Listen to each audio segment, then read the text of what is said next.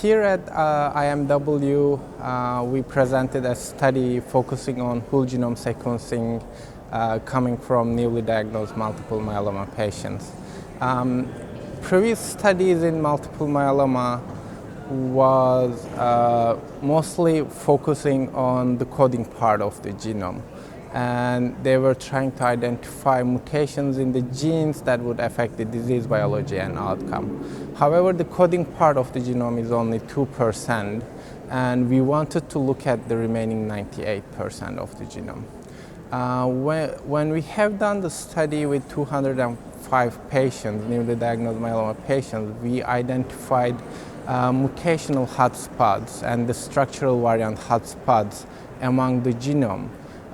We identified basically 234 regions. Some of those regions were associated with known protein coding genes, and when we look at the association between the mutations and the target genes, we found that some of these hotspots were actually decreasing or increasing the expression level of the target genes. Same alterations also observed in the structural variants. We identified 5 structural variants that are mostly deleting the target genes, and when there is a deletion, these tumor suppressor or oncogenes were actually losing the expression value. The other significant impact coming from this study was about the translocations that we only observed in hypodiploid myeloma. Usually the translocations are observed in non-hypodiploid myeloma, but in our case, in the hypodiploid myeloma, newly diagnosed myeloma patients had 2 translocations, MAP3K14 and NFKB1, and this was observed in roughly 10%. Whenever this translocation was present, we also observed that the expression level of these target genes were going up. When we look at the disease outcome in the hyperdiploid setting, patients those have translocations in these regions had a superior outcome compared to other hyperdiploid myeloma patients. So by using this large data set, which we have right now, diagnosis, some of these patients also relapse, unfortunately, and we also got their sample at the first relapse. We sequenced them and we combined them with some relapse refractory data, and now we are basically targeting multiple things. First, we are basically trying to identify what is going on the non-coding part of the genome.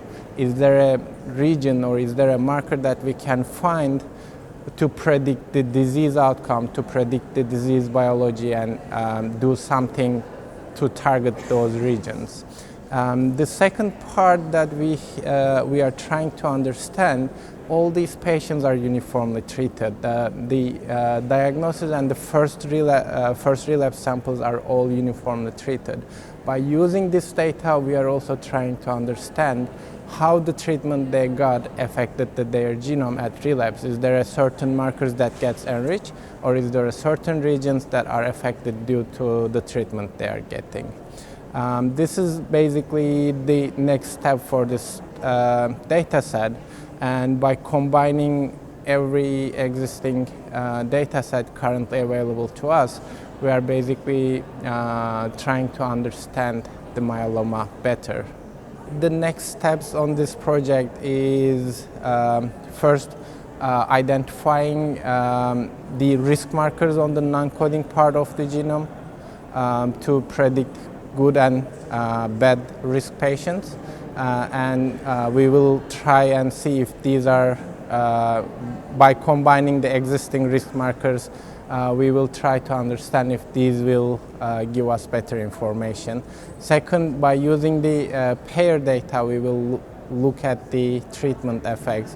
And third, we will also focus on the relapse and relapse refractory patients to see if certain features are changing from diagnosis to relapse, and whether they are associated with any clinical outcome at the later stage.